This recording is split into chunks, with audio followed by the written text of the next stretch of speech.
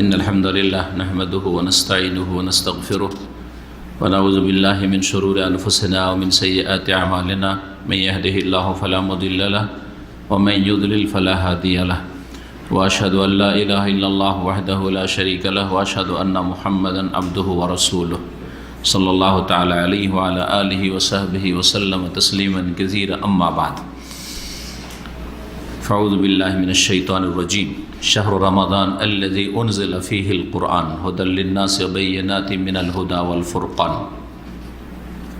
মহান আল্লাহর সমস্ত প্রশংসা যে আল্লাহ রাব্বুল আলামিন তার প্রিয় নবী শেষ নবী মুহাম্মদুর রাসূলুল্লাহ সাল্লাল্লাহু আলাইহি সাল্লামকে বিশ্বজাহানের জন্য রহমত স্বরূপ মানুষের হেদায়েতের জন্য রসূল করে নবী করে প্রেরণ করেছেন। আমাদের ধারাবাহিক আলোচনা সিরাতুন নবীর 1441 হিজরি বর্তমান সফর মাসের 6 তারিখ। আজকে পর্ব নম্বর 10 আলোচনা হবে। খোলা রাখলি ভাই।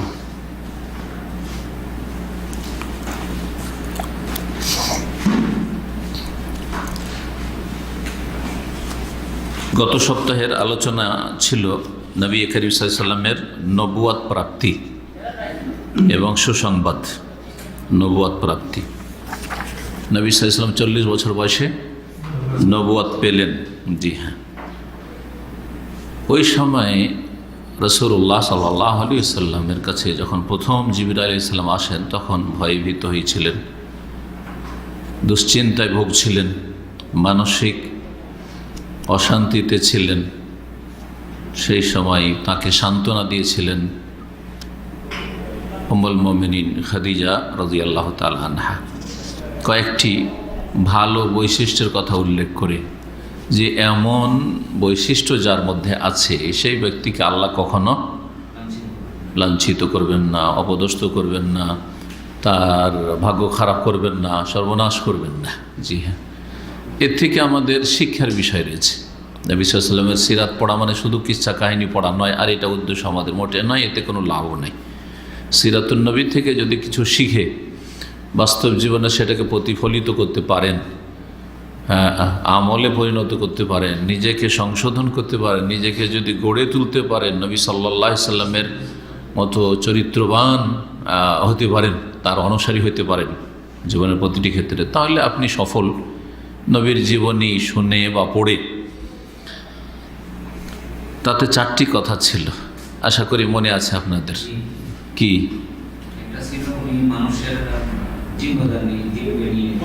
এমন লোককে আল্লাহ কখনো লাঞ্ছিত করবেন না যার মধ্যে কি গুণ রয়েছে? যে বলবেন হাত তুলবেন, চারটা যে বলতে পারবেন। হ্যাঁ, বোঝা বহন করেন, মানুষের দায়িত্ব বোঝা, ভরণ পোষণের বোঝা হোক, ঋণের বোঝা হোক, বোঝা বহন করেন। ঠিক। একটা আত্মীয় স্বজনদের সাথে সুসম্পর্ক রাখেন, কালা তাসলিমুর রাহিম। 3 নম্বর, গরিব অসহায় সর্বহারা যারা নিঃস্ব তাদের জন্য তিনি আয় উপার্জন করেন তাদের। জি হ্যাঁ, তারপরে আর কিছু, তাইনু আলা নাওয়াইবিল হাক্কি, আর ন্যায়ের ক্ষেত্রে হকের ক্ষেত্রে তিনি সবসময় সাহায্য সহযোগিতা করেন। যেখানে হকের বিষয় রয়েছে, ন্যায্যের বিষয় রয়েছে, কারো অধিকার প্রাপ্য বিষয় রয়েছে, সেখানে তিনি সার্বিক সহযোগিতা করেছেন মানুষের ভালো কাজের ক্ষেত্রে, হকের ক্ষেত্রে সহযোগিতা করেছেন, বাতিলের সাথে কখনো হন নাই। জি হ্যাঁ, তো হকের সাথে সবসময় থাকার চেষ্টা করতে হবে। আল্লাহ যেন এরকম ভালো গুণ আমাদের মধ্যে তৈরি করার তৌফিক দান করেন।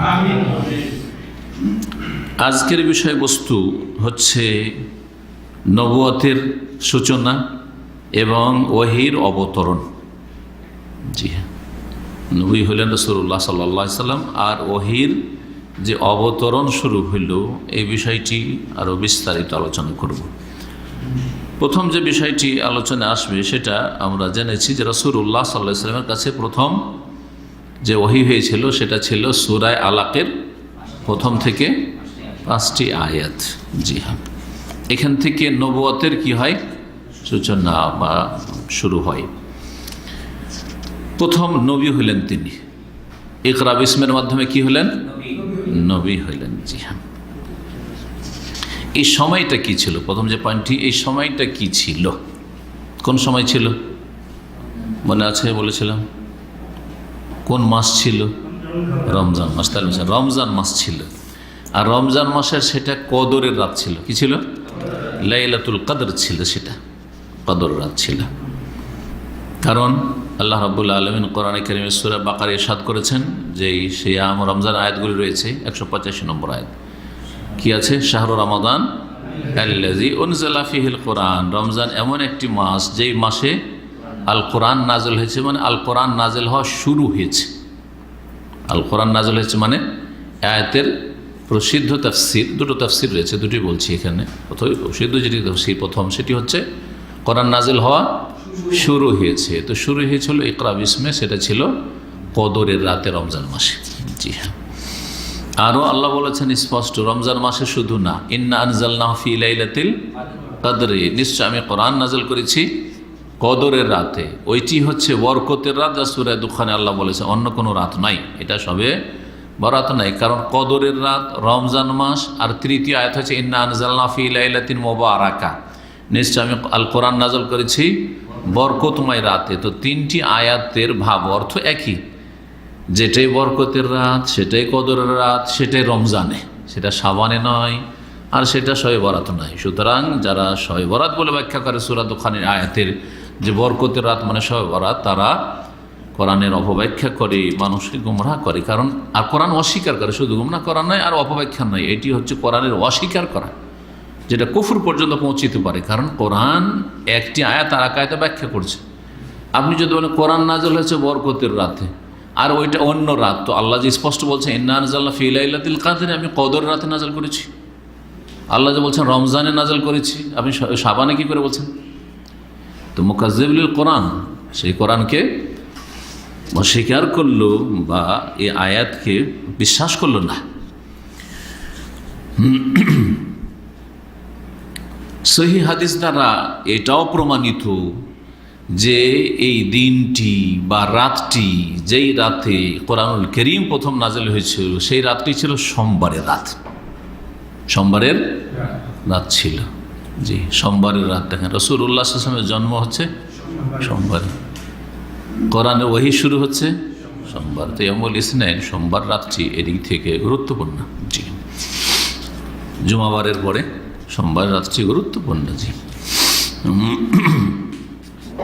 সময়টা ছিল ফজরের একটু আগের সময়, সাহারির সময়, যেটা সহুরের সময়, যেই সময়টায় আল্লাহ রাব্বুল আলামিন বান্দার অত্যন্ত নিকটবর্তী হন। কোথায় আসেন? প্রথম আকাশে আসেন। আল্লাহর আসা, আল্লাহর আগমন, আল্লাহর আগমনের মতো, আল্লাহর মতো।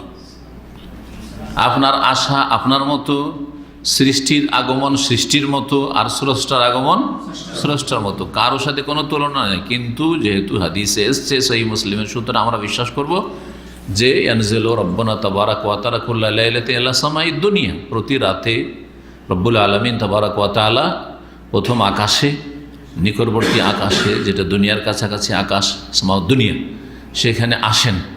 তারপরে বান্দাদেরকে ডাকেন যে যে চাইবা চাও দেব, যে দোয়া করবা দোয়া করো, দোয়া শুনবো, হ্যাঁ, যে ক্ষমা চাইবা ক্ষমা করব। জি হ্যাঁ, এইভাবে আল্লাহ ডাকেন। এই সময়টা যখন হিনা ইয়াবকা সুলুসুল লাইলিল আখির, রাতের শেষ তৃতীয় অংশ যখন অবশিষ্ট থাকে, যেটা হচ্ছে সাহার, সহুরের সময়। সাহার, ভোররাত্রকে শেষ তৃতীয় অংশকে সাহার বলা হয়। এই সাহারের কোরআনে কারীমে এই সময়টার প্রশংসা করা হয়েছে একাধিক আয়াতে। এই সময়টা যে বরকতপূর্ণ, এই সময়টা দোয়া কবুল হওয়ার সময়, এই সময়টায় বড়ই গুরুত্বপূর্ণ। ওয়াল মুস্তাগফিরিনা বিল আসহার, এক আয়াতে আল্লাহ বলছেন, প্রশংসা করছেন ওই লোকদের যারা সাহারের সব ভোর রাত্রে আল্লাহর কাছে তওবা ইস্তিগফার করে, ক্ষমা প্রার্থনা করে। ওয়াল মুস্তাগফিরিনা বিল আসহার। আর এক আয়াতে বলছেন অবিল আসহারে হুম ইস্তাগফিরুন, যারা জান্নাতি, যারা খাঁটি মুমিন, তারা সাহারির সময় ইস্তাগফিরুন, ক্ষমা প্রার্থনা করে। জি হ্যাঁ। তারপর নূহ আলাইহিস সালাম, নূহ আলাইহিস সালাম না, লূত আলাইহিস সালাম, হ্যাঁ, তার পরিবারকে ওয়ানাজ্জাইনাহুম বিসাহার, নাজ্জাইনাহুম, ভোর রাত্রে তাদেরকে আযাব থেকে নাজাত দিয়েছিলাম, আর কাফেরদেরকে ধ্বংস করেছিলাম। তো এই সাহারের সময়টা অত্যন্ত গুরুত্বপূর্ণ সময়, যেই সময় কোরআন কারীমের প্রথম অবতরণ ঘটেছে। তো আমরা জানলাম সেটা কদরের রাত ছিল, রমজান মাস ছিল, আর সোমবার ছিল। এই বিষয়গুলি আমরা জানলাম। জি হ্যাঁ, কদরের রাত তো কয়েকটা, তাই না? কয়েকটার মধ্যে একটাতে একদিন হইতে পারে, সেটা রমজানের শেষ দশকের যে কোনো বেজোড়ে হতে পারে, 21 হতে পারে, 23 হতে পারে, 25 হতে পারে, 27 হতে 29 হতে পারে। এখন প্রশ্ন বা জানার আমাদের কৌতূহল যে সেই রাতটা কোন রাত ছিল। তো ইতিহাস প্রমাণ করে সেই রাতটি ছিল 21-এর রাত, এবং সায়েন্সও প্রমাণ করে, সায়েন্স। কারণ সেই বছরের হিসাব করে দেখা গেছে যে সেই বছরের সোমবার রমজান মাসে ছিল, যেই সোমবারটি 21 তারিখ পড়ে, 21 তারিখ পড়ে। জি হ্যাঁ, অন্য আর কোনো শেষ দশকের বেজোড় পড়ে না। 21-এর পরে যে সোমবার আসবে সেটা কি হয়ে যাবে? 28 চলে যাবে। তার আগের হয়ে গেলে এখন কদর রাত আসেইনি, তাহলে সেটা ছিল 21-এর রাত। জি হ্যাঁ। আর রাসূলুল্লাহ সাল্লাল্লাহু আলাইহি ওয়াসাল্লামের তখন বয়স ছিল 41 বছর। কত ছিল? 41 বছর। কারণ নবী সাল্লাল্লাহু আলাইহি ওয়াসাল্লামের জন্ম কোন মাসে? যদি ইখতিলাফ আছে, তারপরেও যেটা প্রসিদ্ধ সেটাও রবিউল আউয়াল, যেটা গবেষকরা প্রাধান্য দিচ্ছেন সেটাও রবিউল আউয়াল, হয় 9 না হয় 12। এই দুটো যতগুলি উক্তি আছে, আরও অনেক উক্তি আছে, 5-6টি বা 7টি, কিন্তু তার মধ্যে এই দুটি বেশি প্রসিদ্ধ। তো 9 রবিউল আউয়াল হলো সেটা রবিউল আউয়াল। তো রবিউল আউয়াল থেকে রবিউল আউয়াল এই করতে করতে আপনার হয়ে যায় কি 40 বছর পুরা হয়ে যায়। আর তারপরে তখন যে রমজানটা আসে তাহলে কি হয়ে যায়, সেটা আরবি মাস হিসাবে 41 বছর ছিল। তো যেটা এমনি প্রসিদ্ধ যে নবী সাল্লাল্লাহু আলাইহি ওয়াসাল্লাম 40 বছর নবুয়ত পেয়েছেন, এটা হচ্ছে মোটা কথা, মোটা কথা বুঝেন তো, মানে সূক্ষ্ম কথা নাই। জি হ্যাঁ, 41 বছর তখন বয়স ছিল। সেই দিনটা ইংরেজি মাস হিসাবে 10ই আগস্ট ছিল, 610 ঈসাই। জি, ঈসাই বলেন আপনারা খ্রিস্টাব্দ অনেক ওলামার পছন্দ করে না, বা ধার্মিক লোকেরা পছন্দ করে না। জি, তো তখন রাসূলুল্লাহ সাল্লাল্লাহু আলাইহি ওয়াসাল্লামের বয়স ছিল 40 বছর 6 মাস 12 দিন। 40 বছর 6 মাস 12 দিন বয়স ছিল। এটা হচ্ছে সানা কামরিয়া, চাঁদের মাস হিসাবে। আর আপনার ইংরেজি মাস হিসাবে তখন নবী সাল্লাল্লাহু আলাইহি ওয়াসাল্লামের বয়স ছিল 39 বছর 3 মাস 12 22 দিন। কতদিন বললাম? 39 বছর 3 মাস 22 দিন। জি, তো মোটামুটি দুটোর সমন্বয় 39 বলবো না, 41 না বলে, এই জন্য প্রসিদ্ধ হয়েছে কি যে নবী সাল্লাল্লাহু আলাইহি ওয়াসাল্লাম 40 বছর বয়সে নবুয়ত পেয়েছেন। এই ছিল নবুয়ত সম্পর্কে বিস্তারিত আলোচনা, এই দিনটি নিয়ে তাহকিক।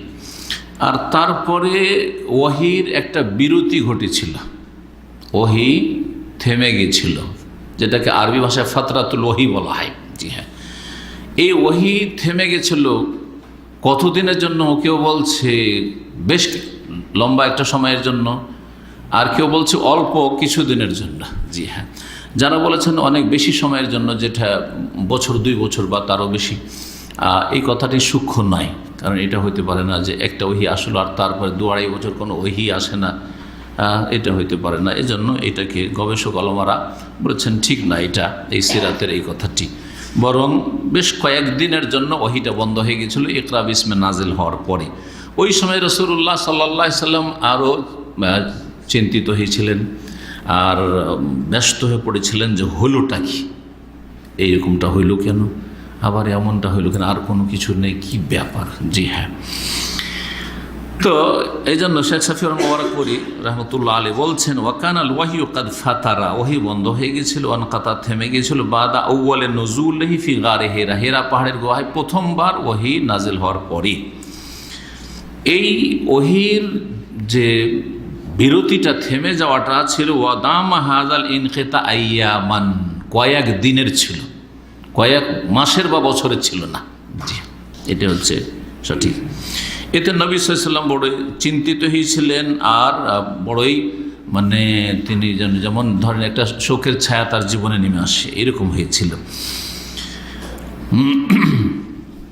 এই সময় আল্লাহ রাব্বুল আলামিন কেন বিরতি দিলেন? এটা একটা প্রশ্ন। হিকমত কি, রহস্য? যে ওহী নাযিল হলো, ওহী আসতে থাকবে, কিন্তু মাঝখানে থেমে গেল কেন? রাসূলুল্লাহ সাল্লাল্লাহু আলাইহি ওয়াসাল্লাম প্রথম চোটে যেহেতু খুব ভয় পেয়ে গেছিলেন মানুষ হিসাবে, আর তারপর থরথর করে কাঁপছিলেন, জ্বর চলে এসেছিল, আর শীত লাগছে, ঠান্ডা লাগছে, আমাকে কম্বল জড়িয়ে দাও এই বলছিলেন। তো ওই সময় যাতে করে তার মনোবলটা আর মজবুত হয়ে যায়, আর তারপর তার ভয়ভীতি যেটা তার মধ্যে ঢুকেছে সেটা দূর হয়ে যায়, এটা উদ্দেশ্য যারা গবেষক হলমারা তারা উল্লেখ করেছেন। আর তারপরে আর কিছু যে আসবে এর জন্য তিনি যেন মানসিক দিক থেকে প্রস্তুত হয়ে যান, এই প্রস্তুতি যেন নিতে পারেন, আর আগ্রহ বাড়ে। একটা জিনিস, ভালো জিনিস আপনার আসলো আর তারপরে বন্ধ হয়ে গেল, স্বাভাবিক আপনার হবে কি হবে, আগ্রহ জন্মে যে কী কেন আর হয় না কেন। জি, তো যাতে করে তিনি প্রতীক্ষা করেন, অপেক্ষায় থাকেন যে কি কেন হচ্ছে না, তাতে আগ্রহ বাড়বে এটা। তো তারপরে তখন এটা ছিল 21-এ ওহী নাযিল হওয়া ছিল 21-এ আপনার রমাদান। আর তারপরে ওয়ারকা বিন নওফলের কাছে আসলেন, সান্ত্বনা দিলেন তিনি সাহায্য সহযোগিতা আমি যদি করতে পারতাম আর বাঁচতাম বা সুস্থ থাকতাম, সবল থাকতাম তো করতাম, ইত্যাদি যেসব কথাগুলির আগে শুনেছেন। তারপরে তিনি আবার হেরা পাহাড়ের গুহায় বাকি সময়টা কাটাবার জন্য চলে গেলেন। কারণ এর আগে বলেছি যে নবী সাল্লাল্লাহু আলাইহি ওয়াসাল্লাম গোটা রমজান মাস কী করতেন? হেরা পাহাড়ের গুহায় অবস্থান করতেন বা এতেকাফ, সেই ইসলামের ভাষায় এতেকাফ বলা যেত। ইসলামের এতেকাফ শুধু মসজিদে হয়, আর তখন ইব্রাহিম দিনের ওপর হেরা পাহাড়ের গুহায় তিনি যেতেন, হ্যাঁ, নির্জনে আল্লাহ রাব্বুল আলামিনের ইবাদত বন্দেগীর জন্য। রমজানের যে কয়েকটা দিন বাকি আছে এই দিনগুলি পুরা করার জন্য। রমজান মাস যখন শেষ হইল, জি হ্যাঁ, তখন শাওয়াল মাসের প্রথম দিন, যেটা ঈদুল ফিতরের দিন, সেই দিন তিনি হেরা পাহাড়ের গুহা থেকে নামলেন মক্কায় আসার জন্য, মক্কায় নিজের বাড়িতে ফিরে আসার জন্য। হেরা পাহাড়ের গুহা থেকে নেমেছেন, আর পাহাড়ের নিচে যে নিচু জায়গা থাকে, দুই পাহাড়ের নিচে বিশেষ করে, সেটাকে ওয়াদি বলা, উপত্যকা বলা হয়। যখন মাঝামাঝি উপত্যকায় তিনি পৌঁছেছেন, তখন আকাশের দিক থেকে যেন ডাক দেওয়া হচ্ছে, কোন একটা আওয়াজ আসছে। বলছেন রাসূলুল্লাহ সাল্লাল্লাহু আলাইহি ওয়াসাল্লাম, ফানাযারতু আন ইয়ামিনি, ডাকটা আসছে যেন আমাকে কে ডাকছে, কিন্তু কোনো লোক দেখতে পাচ্ছি না। ডান দিকে তাকিয়ে দেখলাম, যদি আপনার কানে কোনো ডাক পৌঁছে তো এদিক ওদিক তাকিয়ে দেখবেন, তো ডান দিকে তাকিয়ে দেখলাম, বলছে ফালাম আরা শাইআন, কিছুই দেখি না। ওয়া নাযারতু আন শিমালি, বাম দিকে তাকিয়ে দেখলাম, কিছুই দেখি না। ওয়া নাযারতু আমামি, সামনেও দেখি, ফালাম আরা শাইআন, কিছু নেই। ওয়া নাযারতু খালফি, পিছনে দেখি ঘুরে, তাতেও কিছু নেই।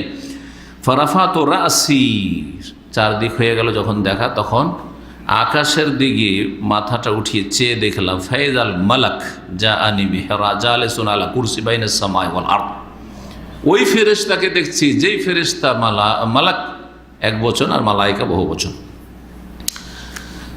আমাদের দেশের মানুষরা মালাইকা শব্দটা অনেকে জানে, কিন্তু মালাকটা প্রায় লোকই জানে না, তাই না? জি, আর ফেরেশতা তো সবাই জানে, মাশাআল্লাহ, ফারসি সবাই জানে, কিন্তু মালাইকা বহু বচনটাও জানে না। আর কিছু লোক অল্প কিছু জানলো, মালাকটাও জানে না। তো এখানে তো মালাইকা বলা যাবে না যে মালাইকা আসলেন, কারণ একজন, তো মালাইকা কী করে বলবো, তাই না? আর ফেরেশতা বলে ফারসি বলতে হয়, জি, বোঝাবার জন্য। তো জিবরিল আমিন আলাইহিস সালাতু সালাম আসছেন, সেই ফেরেশতা আসমান এবং জমিনের মাঝখানে, এই দিগন্তে খোলা জায়গায়, ফাঁকা জায়গায়, জালেসুন আলা কুরসি, কুরসিতে, হ্যাঁ, বিরাজমান, কুরসিতে বসে আছে। জি,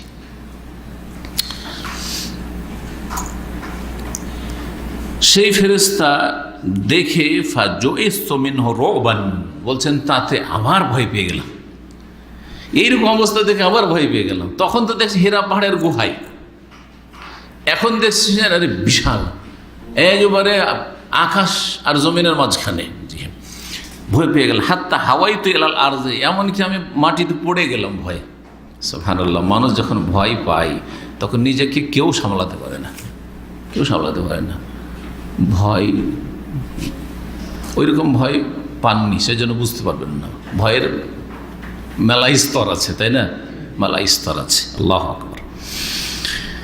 ফাতাইতু খাদিজা, তারপরে উঠে খাদিজা রাদিয়াল্লাহু তাআলার কাছে, স্ত্রীর কাছে আসলাম। ফাকুলতু জাম্মিলুনি জাম্মিলুনি দাসসিরুনি, জাম্মিলুনিও বলেছেন আর দাসসিরুনিও বলেছেন।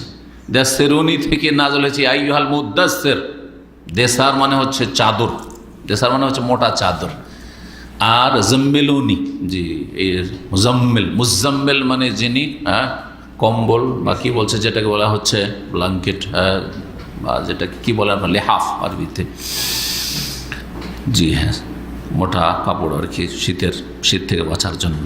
আমাকে জড়িয়ে দাও, আমাকে চাদর জড়িয়ে দাও বা কম্বল জড়িয়ে দাও।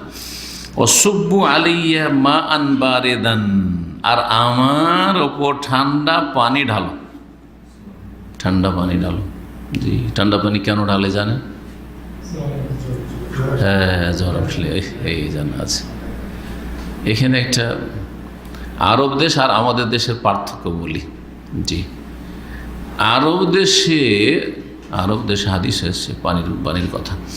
আরব দেশে যে কোনো সময় পানি ঢালেন, ক্ষতি হবে না। যে কোনো ছোট ছোট বাচ্চাদের আপনি সকালে গোসল দেন, দুপুরে দেন, বিকালে দেন, রাত্রে দেন, ভোর রাত্রে দেন, হ্যাঁ, কোনো অসুবিধা নেই। আরব দেশে পরীক্ষিত এটা। আরব ফ্যামিলি নিয়ে থাকি, বাচ্চা এখানে, অধিকাংশ বাচ্চারা তো এখানে জন্ম, বুঝছেন না?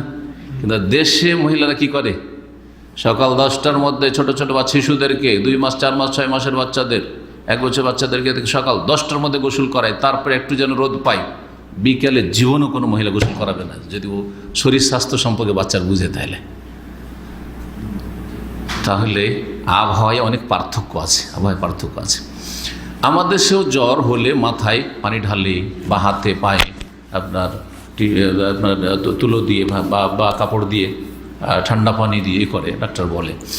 কিন্তু গোসল আবার বারণ করে। আগের ডাক্তার তো একবার গোসল মাথায় পানি ঢালতো হয়তো জ্বর কমাবার জন্য, কিন্তু গোসল করানো আগের ডাক্তারে একেবারে নিষেধ করতো। যতদিন জ্বর আছে গোসল দিবেন না, ভাত খেতে দিবেন না। এগুলো শুনেছেন না শুনেননি আগের? যদি এখনকার ডাক্তার বলে না হয়তো, কিন্তু আগের এটা ওরা যে জানতো না এমন কথা নাই। আবহাওয়াটাও এরকম যে জ্বর হয়েছে, ভাত খেতে দিলে হ্যাঁ জ্বর তাড়াতাড়ি যাবে না, আর ওই গোসল করালে হ্যাঁ ক্ষতি হবেই। আবহাওয়া ওইরকমই। কিন্তু আরব দেশে ঠান্ডা পানিতে বলে পুরো শরীর গোসল দাও, জ্বর হয়েছে গোসল দাও, বারবার করে গোসল দাও। তো রাসূলুল্লাহ সাল্লাল্লাহু আলাইহি ওয়াসাল্লাম বলে সুব্বু আলাইয়া মা আন বারিদান, ঠান্ডা পানি ঢালো আমার উপর। তার মানে এই ধরনের ঘরোয়া চিকিৎসাগুলি 1400 বছর আগেও আরবরা জানতো, পরম্পরা। ফাদাসসারুনি ওয়াসাব্বু আলাইয়া মা আন, সুতরাং আমাকে চাদর জড়িয়ে দিল আমার পরিবারের লোকেরা, আর আমার উপর মা আন বারিদান, ঠান্ডা পানি ঢালতে লাগলো। সেই সময় আয়াত নাজেল হইল, দ্বিতীয় আয়াত, ইয়া আইয়ুহাল মুদাসসির, চাদর জড়িয়ে আছেন, থরথর করে কাঁপছেন, শীত লাগছে। ইয়া আইয়ুহাল মুদাসসির, হে চাদর আবৃত ব্যক্তি। নবী সাল্লাল্লাহু আলাইহি সাল্লামের এটি হচ্ছে উপাধিবাচক নাম, লাকাব। জি, ওই সময় চাদর জড়িয়েছিলেন, সেজন্য নবী সাল্লাল্লাহু আলাইহি সাল্লামের গুণবাচক নাম হচ্ছে কি? আল মুদাসসির। মুজাম্মিল নবী সাল্লাল্লাহু আলাইহি সাল্লামের গুণবাচক নাম, গুণ। জি, যেমন মুস্তাফা মনোনীত, মুজতাবা নির্বাচিত, আহমদ মুস্তফা, মোহাম্মদ মুজতবা আমাদের দেশের লোকেরা বলে না, বক্তারা। জি,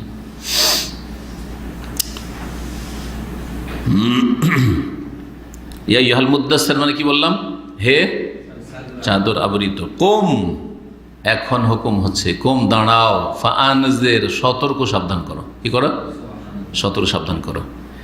ও রব্বাকা ফাকাব্বির, আর তোমার প্রতিপালকের বড়ত্ব মহত্ব ঘোষণা করো, বড়ত্ব ঘোষণা করো, তাকবীর পাঠ করো। বড়ত্ব ঘোষণা শুধু মৌখিক নয়, মুখের বড়ত্ব ঘোষণা করা আল্লাহু আকবার বা যে কোনো আল্লাহর গুণগান, কিন্তু অন্তর থেকে বড়ত্ব ঘোষণা করা যে আমার কাছে সবচেয়ে বড় আল্লাহর জাত এবং সিফাত, আল্লাহর সত্তা এবং গুণাবলী, আল্লাহর রুবুবিয়ত, আল্লাহর উলুহিয়ত, আল্লাহ রাব্বুল ইবাদত বন্দেগী, আল্লাহ রাব্বুল আলামিনের আনুগত্য। জি হ্যাঁ, আল্লাহর বিধান মেনে চলা, আল্লাহ নিষিদ্ধ কথা কাজ থেকে বেঁচে থাকা, এটা হচ্ছে আমার লাইফের সবচেয়ে বড় কাজ। আল্লাহ আকবার শুধু মুখে পড়া নয়, এটা দিয়ে আপনাকে ট্রেনিং করানো। এই যে নামাজে কতবার করে আল্লাহ আকবর আল্লাহ আকবর আল্লাহ আকবর আল্লাহ আকবর করছেন,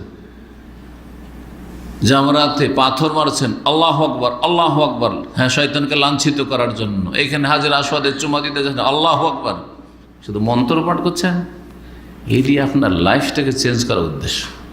আপনার জীবনে আল্লাহর চাইতে বড় কিছু যেন না হয়, হ্যাঁ, আল্লাহর ইবাদতের চাইতে বড় কিছু না হয়। সুতরাং আপনার সামনে ঘুম আর আপনার সামনে ফজরের সালাত, ফজরের সালাত আপনার কাছে আপনার জীবনের সবচেয়ে বড় কাজ। আল্লাহ আপনার সামনে হালাল পথ সংকুচিত একবারে, আর হারাম পথ প্রশস্ত। আপনার কাছে আল্লাহর হালাল রুজি খাওয়া সবচেয়ে বড় কাজ। জীবনটাই পাল্টে যাবে এইভাবে যদি আল্লাহর বড়ত্ব ঘোষণা করেন। কিন্তু শুধু মুখে যতই তকবীর পাঠ করেন, আল্লাহু আকবার আল্লাহু আকবার আল্লাহু আকবার আল্লাহু আকবার, খুব তসবিহ করছেন আর খুব তকবীর পাঠ করছেন, কোনোদিন জীবনে পরিবর্তন ঘটবে না।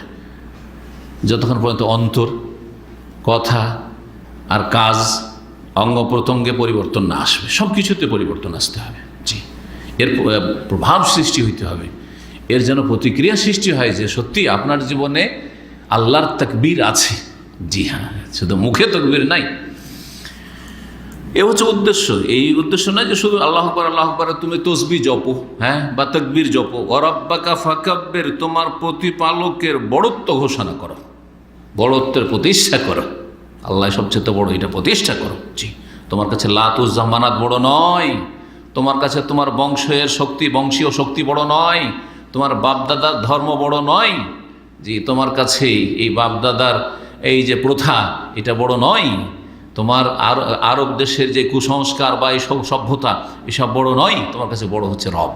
জি জি, রব্বাকা ফাকাব্বির ওয়াসিয়াবাকা ফাতাহির, আর তোমার কাপড়কে পবিত্র রাখো, করো, দুটোই হইতে পারে। কিন্তু আমি অনুবাদ করি রাখো। জি হ্যাঁ, কেউ করো করতে পারে, অনুবাদকরা দেখবেন হয়তো করো করেছে, তাহারাই তাহার পবিত্র করা, আবার রাখাও হইতে পারে। কিন্তু দুটোতে পার্থক্য আছে। কি পার্থক্য? একটা লোকে যদি আপনার কাপড়কে পবিত্র করেন, তো ও কি বুঝবে যে আমার কাপড় হয়তো না পাক আছে। কিন্তু যদি আপনার কাপড়টাকে পাক রাখেন, পবিত্র রাখেন বা রাখিয়েন, মাইন্ড করবে না কিন্তু, হ্যাঁ, এতে কোনো রকমের মানহানির দিকটা মোটে আসবে না। আসবে? জি হ্যাঁ, এগুলো খেয়াল রাখতে হবে। এগুলো ভাষাগত রাসূলুল্লাহ সাল্লাল্লাহু আলাইহি ওয়াসাল্লামের ক্ষেত্রে যে আয়াত বা হাদিসগুলো রয়েছে, তরজমা অনুবাদ করতে গিয়ে এই খেয়ালগুলো রাখতে হবে। ওয়াজাদাকা দাল্লান ফাহাদা, আল্লাহ বলছেন নবীকে দাল্লান। দাল্লান মানে কি? দাল্লানের একটি যেটা অর্থ আমাদের দেশের, হ্যাঁ, গুমরাহ হয়। দাল্লান মানে পথভ্রষ্ট, তাই না? দাল্লান মানে দিশেহারা, দাল্লান মানে হ্যাঁ পথহারা, দাল্লান মানে যেটা সবচেয়ে এর মধ্যে ভালো দিশেহারা। কি করব, কিভাবে আল্লাহর ইবাদতবন্দি করব? হ্যাঁ, আমি আপনাদেরকে শেখাই আমার আলোচনাতে, যে এর আগে বলেছি যে দিশেহারা, তাহলে বেয়াদবি হবে না, বুঝছেন না? কিন্তু যদি গায়রিল মাগদুবি আলাইহিদ দাল্লিন, আল্লাহ পথভ্রষ্টদের পথ দেখায় না, দাল্লিন বহু বচন আর দাল্লান এক বচন, একই শব্দ। তো ওই অনুবাদ যদি এখানে করেন, দাল্লিন এখানে খ্রিস্টানদের সম্পর্কে বা খ্রিস্টান চরিত্রের মানুষদের, যারা অজ্ঞ এবং এলেমও নেই আর আমলও খারাপ, তাদেরকে দাল্লিন বলা হয়েছে। আপনি যদি ওয়াজাদাকা দাল্লান নবীর ক্ষেত্রে এখানে যদি দাল্লান মানে ওইটা বলেন, তো যারা নবী সাল্লাল্লাহু আলাইহি ওয়াসাল্লামের ভক্তি খুব বেশি রাখে কিন্তু অজ্ঞতা আছে, ও ভাববে যে আপনি বড় বেয়াদব, আপনি নবীর কি করলেন, অবমাননা করলেন, তাই না? হিকমতের খেলাফ। আর ঘটেছে এরকম। এই জন্য কোরআন হাদিসের ইলম ভালো করে হাসিল করতে হবে এবং কোনখানে কীভাবে বলতে হবে এই জ্ঞানগুলি থাকতে হবে। কি বলছিলাম? যদিও বলেন ওয়াজাদাকা দাল্লান, আল্লাহ বলছেন যে তোমাকে আল্লাহ পেয়েছিলেন দিশেহারা। দিশেহারা, কোন দিকে যাব, কি করবো, আল্লাহ কেমন করে তোমার ইবাদতবন্দি করবো, সবাই তো এই শিরিক করছে। ফাহাদা, অতঃপর আল্লাহ তোমাকে রাস্তা দেখালেন। কত সুন্দর হয়ে গেল, কত সুন্দর হয়ে, কেউ আপনাকে অপবাদ দিতে পারবে না যে তুমি বেয়াদবি করে দিলে।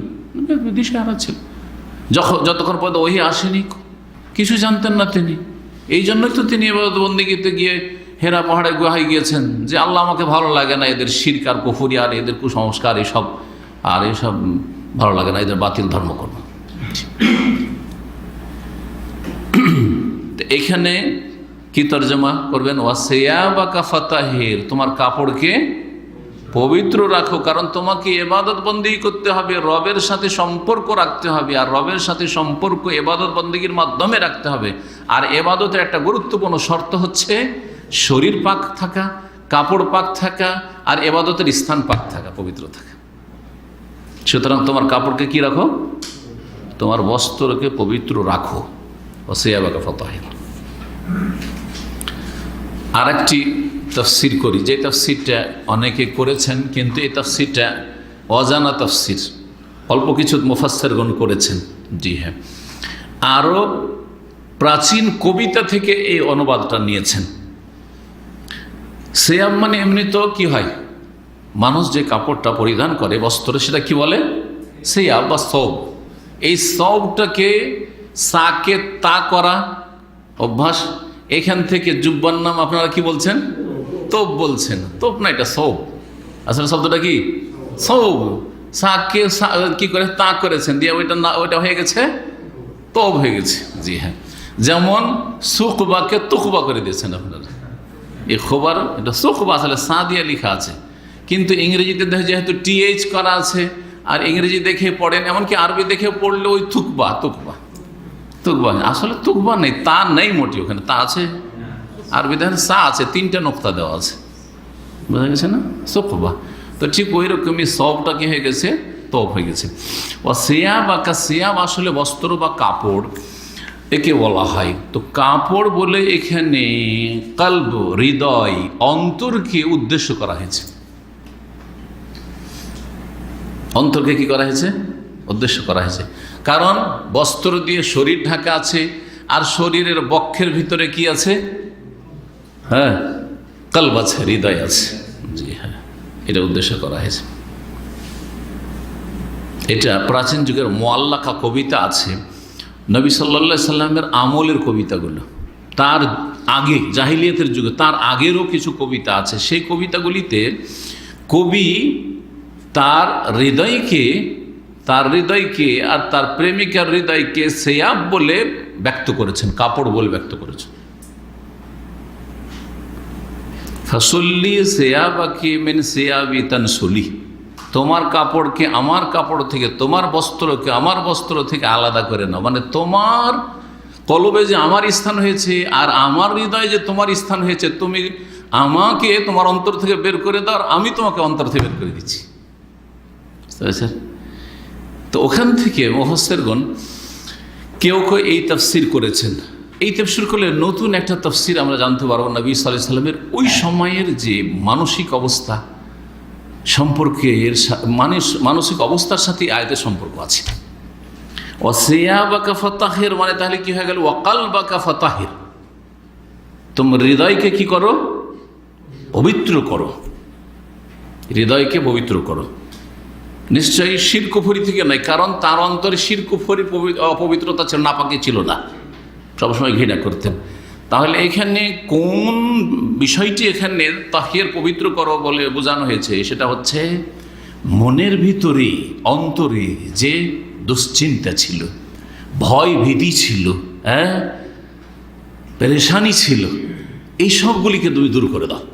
এসব থেকে অন্তরকে কি করো? পবিত্র করো। দুশ্চিন্তা দূর করো, তোমার পেরেশানি দূর করো, নার্ভাস হয়ে না, তুমি মনকে শক্ত করো। সিয়াবাকা ফাতাহির। জি, আর আগেরটা তো বুঝতে পারলেন যে ইবাদত বন্দেগীর জন্য কি করতে হবে ইসলামে? তাহারাত শর্ত, এই কথা বোঝানো হয়েছে। ওর রুজা, যদিও তখন সালাত ফরজ হয়নি, কিন্তু তাহারাত মানুষের প্রথম থেকে জরুরি। জি হ্যাঁ, এই জন্য হয়তো তাকিদ করা হয়েছে। ওর রুজা ফাহজুর, এই রুজা ফাহজুরের দুটি তাফসির রয়েছে। একটা যেটা প্রসিদ্ধ তাফসির আমরা তাফসিরি কিতাবাদিতে পাই, সেটা হচ্ছে রুজ মানে হচ্ছে প্রতিমা পূজা বা শিরক, আর ফাহজর মানে পরিত্যাগ করা, হাজারে এহজর মানে ত্যাগ করা। তো রুজা ফাহজর মানে তুমি শিরকি কর্মকাণ্ডকে কি করো? পরিত্যাগ করা। নবী সাল্লাল্লাহু আলাইহি ওয়াসাল্লাম শিরকি কর্মকাণ্ডে ছিলেন না, কিন্তু সতর্ক করা হয়েছে যে আগামীতে যেন এমন না হয়, কারণ তোমার সাথে সংঘর্ষ বাঁধবে, সংঘাত হবে, দ্বন্দ্ব শুরু হবে হক বাতিলের।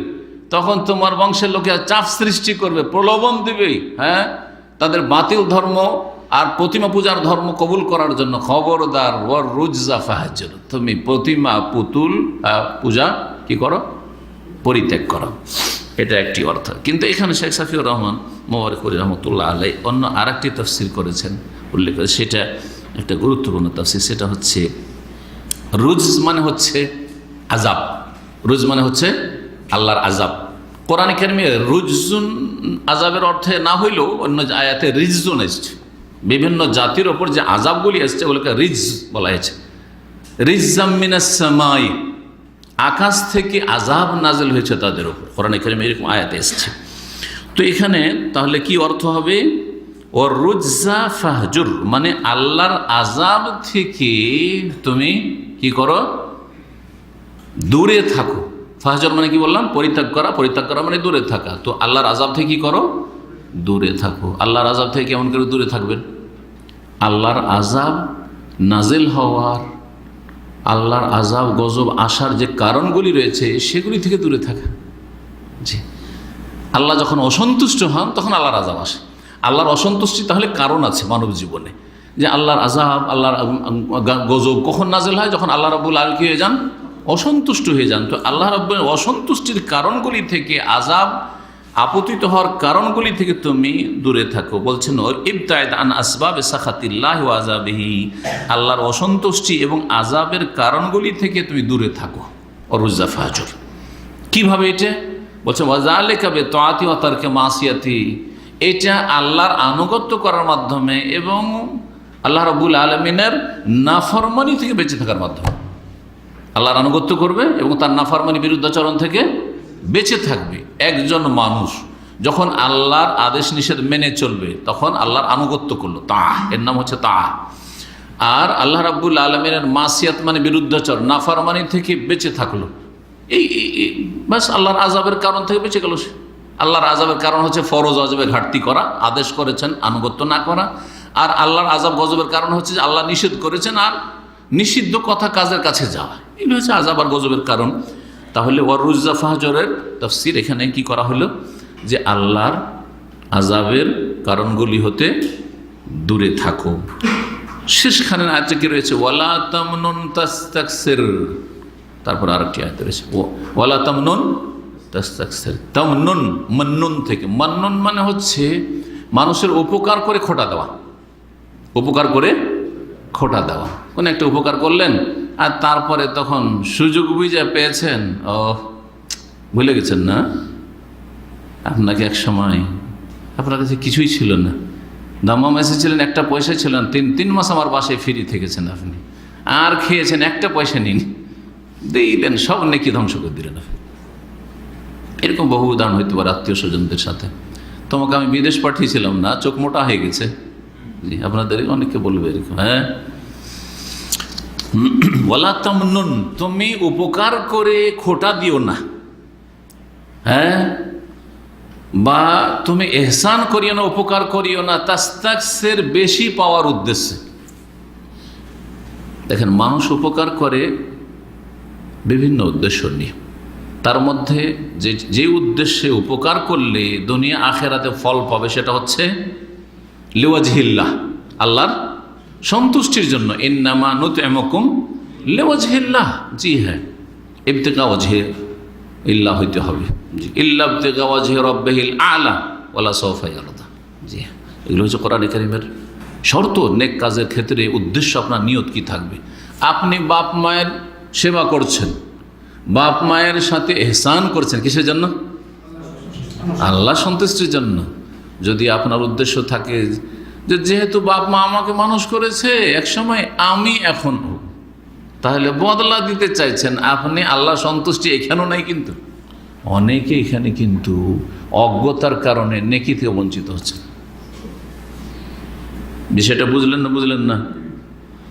না বুঝে শোনেননি মনে বলে কেন? হ্যাঁ, কি বললাম? এটা কিন্তু অনেকের নিয়ত যে আমার আব্বা আম্মা কত কষ্ট করে আমাকে মানুষ করেছে, আর আজকে তারা বিরুদ্ধ হয়ে গেছেন, দেখবো না? আরে খেয়ে না খেয়ে তাদেরকে দেখবো। তো কিসের জন্য দেখছি? কিসের জন্য তাদের সেবা করছি? কিসের জন্য তাদের জন্য খরচ করছি, চিকিৎসা করছি? আমাকে মানুষ করেছে সেই জন্য। তাহলে বদলার বদলা দিলেন, আপনি পেয়েছেন বলে বদলা দিলেন, না হলে হয়তো করতেন না। এছাড়া এর বেশি আপনার কোনো উদ্দেশ্য নেই। তাহলে কিছু ভালো কাজ করলেও আপনার অন্তত এহসানটা, উপকারটা মনে আছে, কিন্তু আল্লাহর কাছে আপনি কিছু পাওয়ার উদ্দেশ্যে করেন নাই কাজগুলো, বুঝছেন? অথচ আল্লাহ বলছেন কি করবেন? লেওয়াজহিল্লা করবেন, ইল্লাম থেকে ওয়াজহি রব্বিহিল আলা করবেন। কোথায় আল্লাহ সন্তুষ্টির উদ্দেশ্য? আমি আল্লাহ সন্তুষ্টির জন্য বাপ মাকে দেখছি। আরে আমাকে যদি মানুষ নাও করে, অনেকে আছে হয়তো বাপ মা অবহেলা করেছে, বাপ মা হয়তো স্কুল মাদ্রাসায় পড়ায়নি, এখন শিখছেন, দিন শিখছেন, বাপ মা নামাজের তরিকাটাও শেখায়নি। তাই বলে অনেক বেয়াদব ছেলে আছে, হ্যাঁ আমার বাপ মা আমার জন্য কী করেছে? নামাজটাই তো শেখায়নি ঠিক করে, কোরআনটাই তো আমাকে পড়তে শেখায়নি, আমাকে তো স্কুলও পাঠায়নি, আমাকে কি এমন করেছে আমাকে? যদিও অনেক কিছু করেছে, কিন্তু ছোট থেকে যে মানুষ করেছে, তার যে ভরণ পোষণের দায়িত্ব নিয়েছে, ওগুলো হয়তো তার চোখে পড়ে না।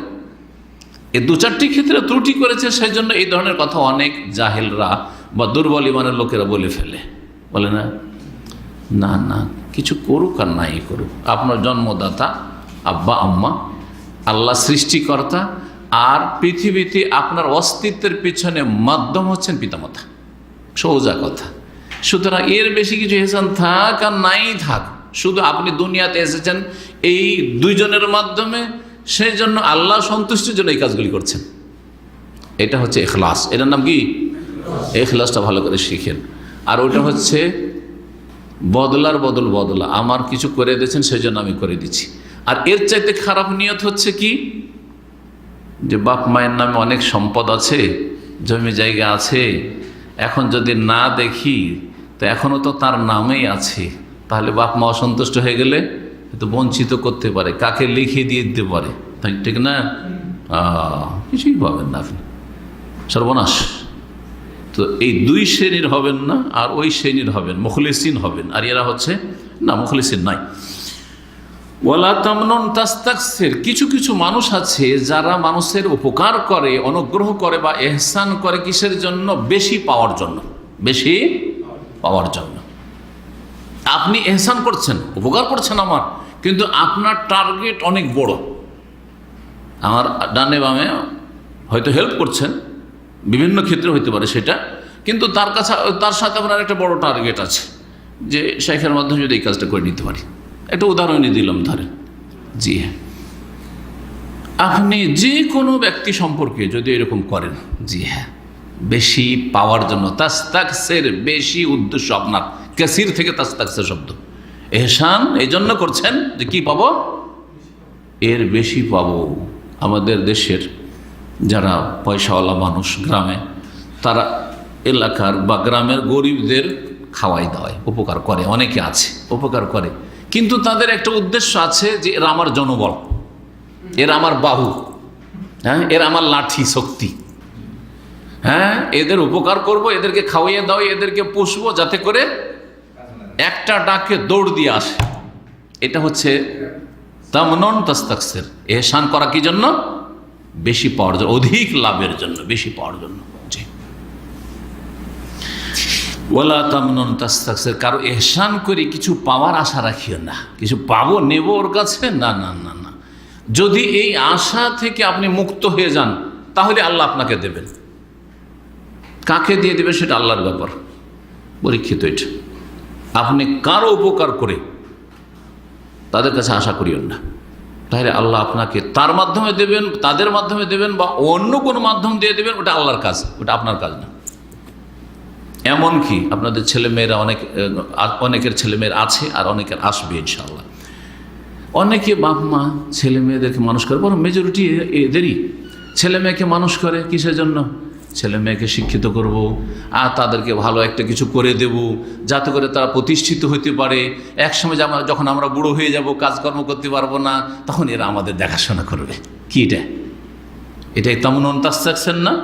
আপনি এহসান করছেন আপনার ছেলের অথবা মেয়ের তাদেরকে মানুষ করে দিচ্ছেন, তাদের কাজের যোগ্য করে দিচ্ছেন। কিসের জন্য? কিছু পাবো সেই জন্য। তাস্তাগফির, বেশি আশা রাখছেন না। না, তাদের কাছে আশা রাখেন, তাদের কাছে মোটে আশা রাখবেন না, রবের কাছে আশা রাখবেন। এইখানেও যেন এইটা থাকে লিওয়াজহিল্লাহ। যেমন ছেলেমেয়েরা যে ভালো কাজটা করবে বাপ মায়ের ক্ষেত্রে ইন্নামা নুতইমুকুম লিওয়াজহিল্লাহ করবে, তেমনি বাপ মায়েরও সেটি হওয়া উচিত। এটা হচ্ছে ইখলাস, এর নাম হচ্ছে ইখলাস। আর কিছু বাপ মা আছে তারা হয়তো ছেলে মেয়েদের কাছে এই ধরনের আশা রাখে না, কিন্তু আর একটা জিনিস আছে, সেটাও ইখলাস নাই। সেটা মানবতার খাতিরে, মানবতার খাতিরে, সামাজিকতার খাতিরে, হ্যাঁ, নিজের একটা সুনাম হবে, এই সুনামের খাতিরে আমার ছেলে মেয়েগুলো যদি মানুষ হয়ে যায়, শিক্ষিত হয়ে যায়, তো আমার একটা সুনাম হবে যে আমার ছেলেরা এত উন্নতি করেছে, এই করেছে, সেই করেছে। কি পেলেন আপনি? আল্লাহর কাছে কিছু পাবেন? কিছু পাবেন না। তো বিষয়গুলো বোঝার চেষ্টা করবেন। নবী করিম সাল্লাল্লাহু আলাইহি ওয়াসাল্লামকে দেখেন, কোরআনে কারীমের এটা দ্বিতীয় পর্ব। প্রথম পর্ব পড়া, এলেম শিখা আর লিখা। ভালো করে শোনেন, প্রথম পর্ব হচ্ছে ইসলামের শিক্ষা, হচ্ছে পড়ো, লিখো আর এলেম শিখো। জি, কারণ এলেম ছাড়া, লেখাপড়া করা ছাড়া আর কলম ব্যবহার করা ছাড়া কোনো জাতি প্রতিষ্ঠিত হইতে পারে না। এটা হচ্ছে কোরআনের প্রথম শিক্ষা।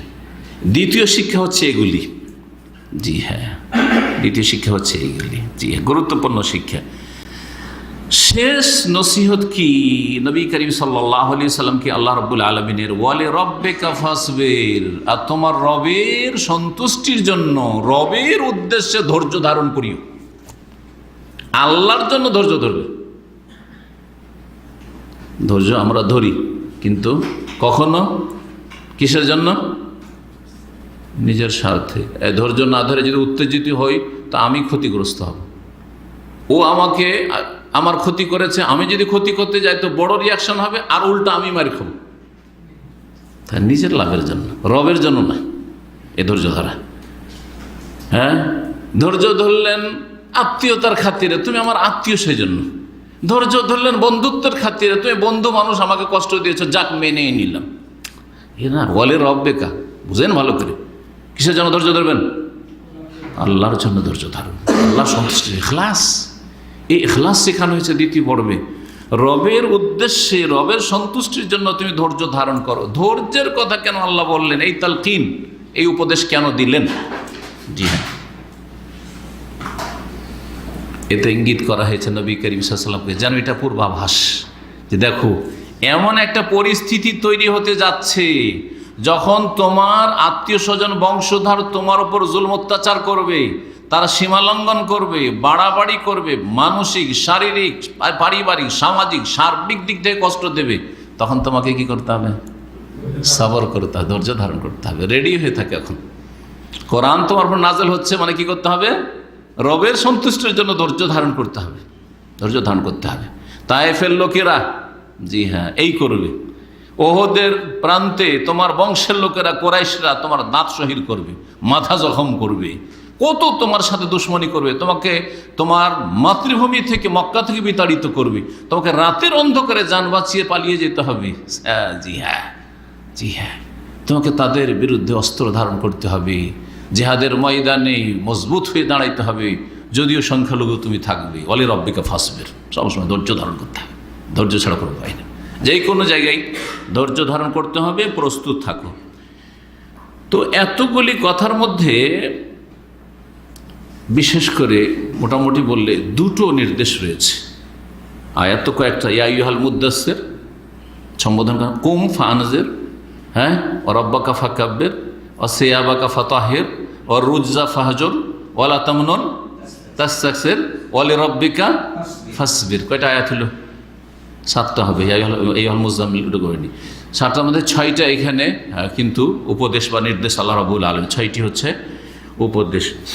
এই 6টাকে দুই ভাগে ভাগ করা যায়, দুই ভাগে ভাগ করা যায়। শেখ সাফি মোবারক করে যেমন লিখছেন, ও তাশতামিলু আলা নাওআইন মিনাত তাকলিফ।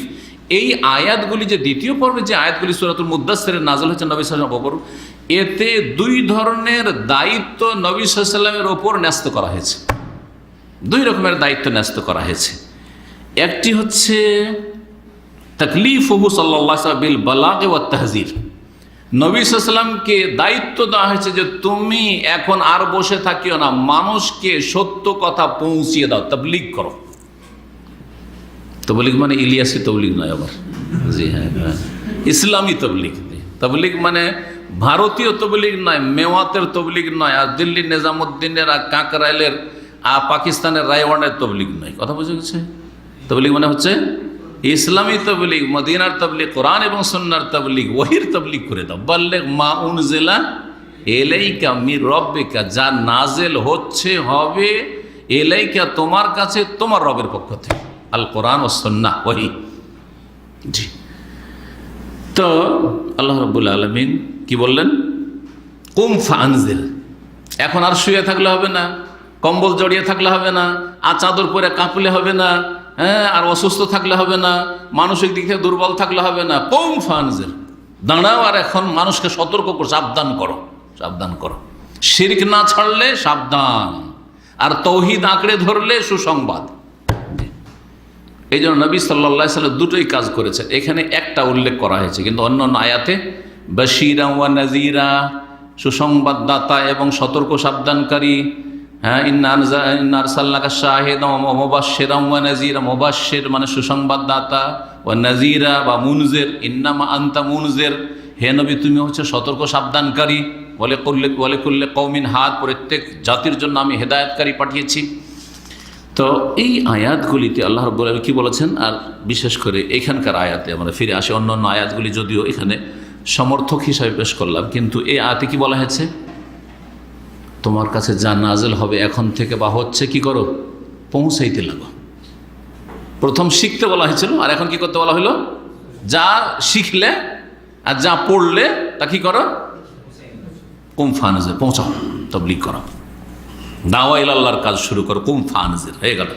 আল্লাহর আযাব থেকে সতর্ক সাবধান করো, যদি তারা ফিরে না আসে আল্লাহর দিকে, যদি তারা শিরক মুক্ত না হয়, যদি তারা তৌহিদবাদী না হয়, যদি তারা গোমরাহি মুক্ত না হয়, যদি তারা তোমার আনুগত্য না করে, ওয়াহির বিধান না মানে। জি, দ্বিতীয় ধরনের যে নির্দেশটি এই আয়াতগুলির মধ্যে রয়েছে সেটা হচ্ছে আল্লাহ রাব্বুল আলামিন নবী সাল্লাল্লাহু আলাইহি ওয়াসাল্লামকে আর এক দায়িত্ব দিয়েছেন যে তুমি নিজে আমল করো।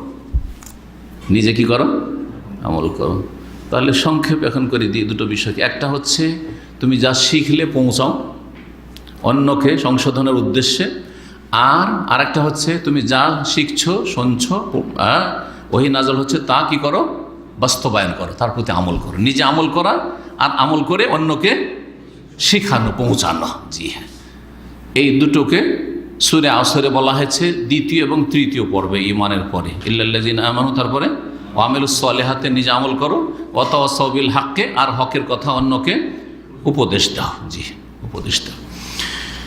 তো এই ছিল দ্বিতীয় পর্বের আল্লাহ রাব্বুল আলামিনের দিক নির্দেশনা বা আল্লাহ রাব্বুল আলামিনের নির্দেশ। এখানে আজকের আলোচনা শেষ করছি। এরপর ইনশাআল্লাহ তাআলা নবী সাল্লাল্লাহু আলাইহি ওয়াসাল্লাম যে দাওয়াত শুরু করলেন, আর প্রথম কারা ইসলাম গ্রহণ করলো, তাদের কথা ইনশাআল্লাহ আগামী সপ্তাহে আলোচনা হবে। আল্লাহ রাব্বুল আলামিন আমাদেরকে নবী সাল্লাল্লাহু আলাইহি ওয়াসাল্লামের সিরাত এবং সুরাত গ্রহণের তৌফিক দান করেন।